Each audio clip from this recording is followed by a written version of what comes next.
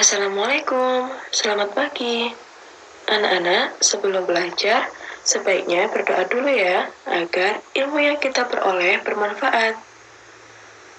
Hari ini kita akan belajar tema 6, subtema 1, pembelajaran 1. Pada pelajaran tema hari ini, kita akan belajar energi dan sumber energi. Anak-anak, coba kita lihat dan amatilah bumi yang kita tempati ini.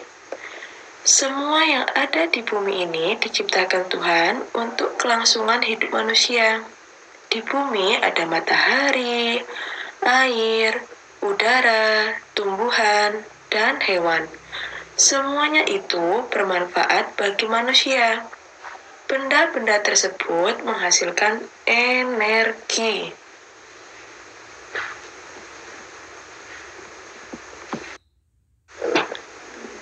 Tahukah kalian apa itu energi?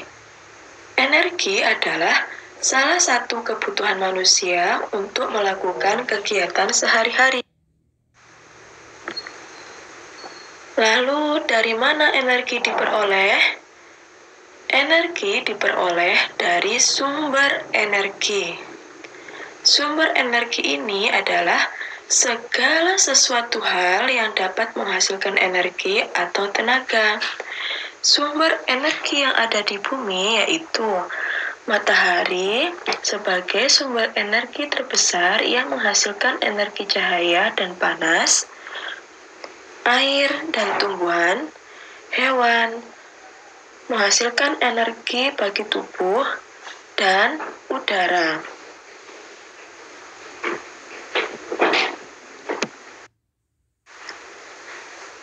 Energi matahari. Matahari ini merupakan sumber energi terbesar bagi kehidupan di bumi. Matahari menghasilkan energi cahaya dan panas. Cahaya dan panas matahari merupakan kehidupan di bumi. Sekarang, ayo kita amati gambar yang ada ini ya. Pada gambar itu adalah gambar proses fotosintesis. Cahaya matahari digunakan tumbuhan untuk berfotosintesis. Tanpa matahari, tumbuhan tidak dapat melakukan fotosintesis. Dari proses fotosintesis dihasilkan makanan dan oksigen.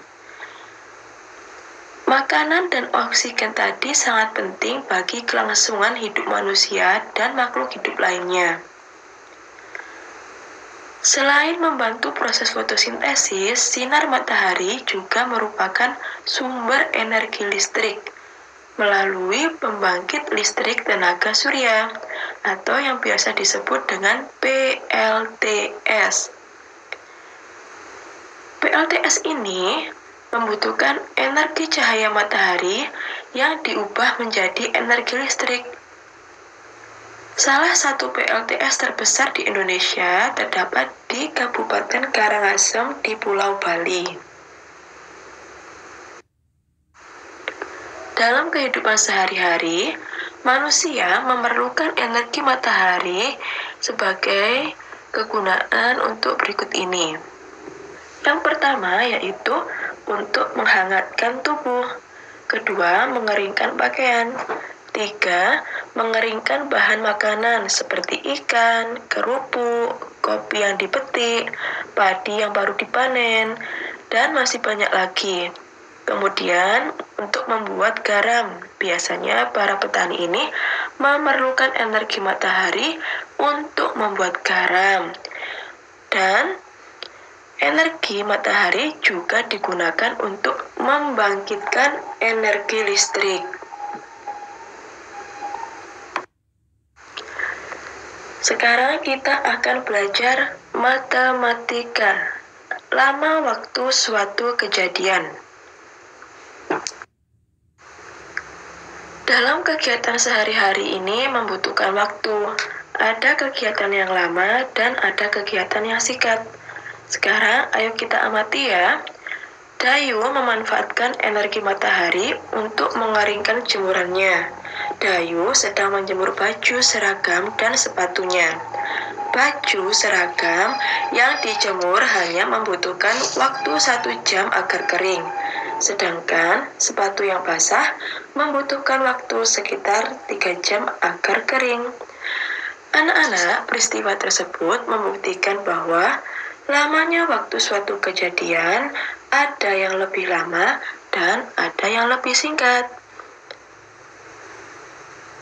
Contohnya lagi ya, yaitu memakai baju lebih singkat daripada menonton televisi. Kemudian, kegiatan tidur siang itu lebih lama daripada menyisir rambut.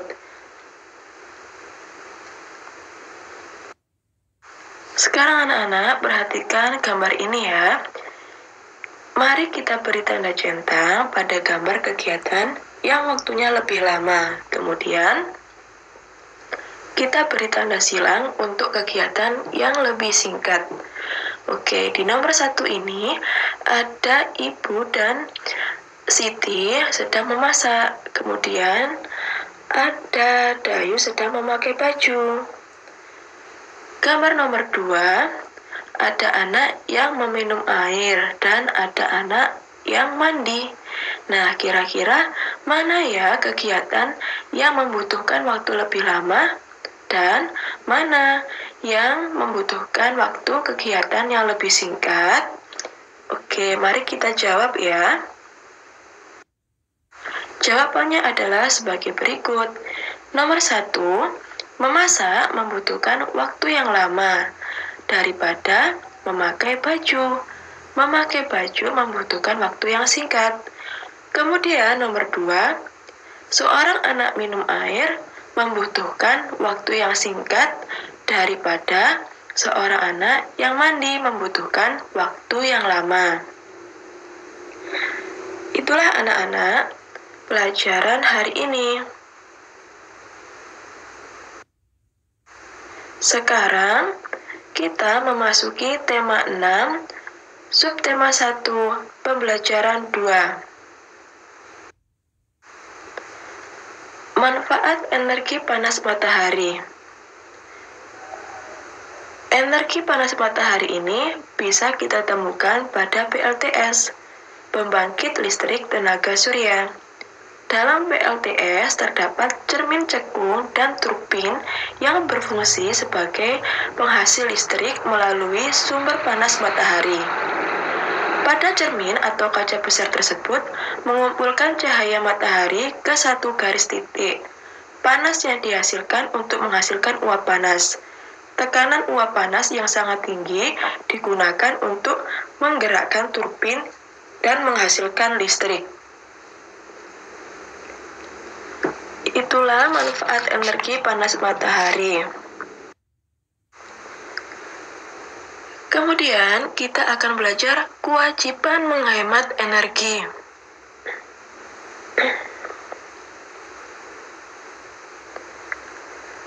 Air merupakan sumber energi. Air ketika diminum akan memberikan energi. Tubuh kita ini memerlukan air sampai 3 liter setiap hari. Tubuh kita akan lemah jika kekurangan air, sehingga kita harus memiliki persediaan air bersih yang cukup di rumah. Namun, tidak semua tempat tersedia air bersih yang cukup. Di beberapa tempat orang bahkan harus membeli air untuk keperluan sehari-hari. Karena itu, kita wajib menghemat penggunaan air di rumah. Caranya bagaimana?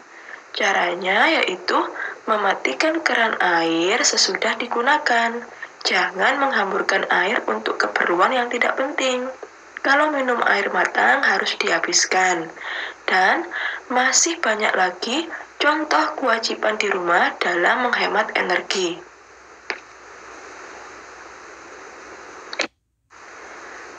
Berikut ini adalah cara menghemat energi. Cara menghemat energi yang nomor 1 yaitu mematikan api selesai masak untuk menghemat penggunaan minyak tanah atau gas LPG. 2. Menggunakan kendaraan bermotor seperlunya saja. Apabila jarak yang dituju cukup dekat, sebaiknya menggunakan sepeda atau berjalan kaki. Nomor 3, mematikan lampu atau TV dan alat listrik lainnya jika tidak digunakan, terutama mematikan lampu pada siang hari. Yang keempat, mematikan keran air setelah digunakan. Dan jangan menghamburkan air untuk keperluan yang tidak penting. Sekarang kita amati gambar ini ya. Tentukan perilaku yang menunjukkan kewajiban menghemat air. Berilah tanda centang untuk gambar yang tepat dan berilah tanda silang untuk gambar yang tidak tepat. Anak-anak, pada gambar ini ada gambar seorang anak yang meminum air, mematikan keran, ada yang bermain air keran, ada yang menumpahkan air di ember, ada yang menggosok gigi namun kerannya masih dinyalakan, dan ada Siti yang menyiram bunga dengan tempat air. Nah, sekarang mari kita jawab ya, mana yang menunjukkan kewajiban menghemat air. Nanti diberi centang untuk gambar yang tepat dan tanda silang untuk gambar yang tidak tepat. Baiklah anak-anak, jawabannya adalah gambar yang tepat yaitu meminum air secukupnya, kemudian mematikan keran listrik, dan menyiram tanaman dengan tempat air agar hemat airnya. Untuk gambar yang tidak tepat yaitu seorang anak yang memainkan selang air, itu tidak baik ya, karena menghambur-hamburkan air. Kemudian menumpahkan air itu juga tidak tepat. Dan menggosok gigi tapi kerannya nyala sehingga airnya banyak yang keluar, itu juga menghamburkan air. Baiklah anak-anak, ingat ya bahwa menghemat energi itu adalah suatu kewajiban.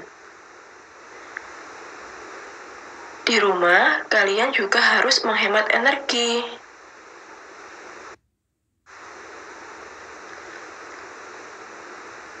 Anak-anakku, demikian tadi materi yang dapat saya sampaikan. Apabila ada salah kata, saya mohon maaf yang sebesar-besarnya. Anak-anak di rumah tetap semangat belajar ya, dan jaga kesehatan. Terima kasih. Wassalamualaikum warahmatullahi wabarakatuh.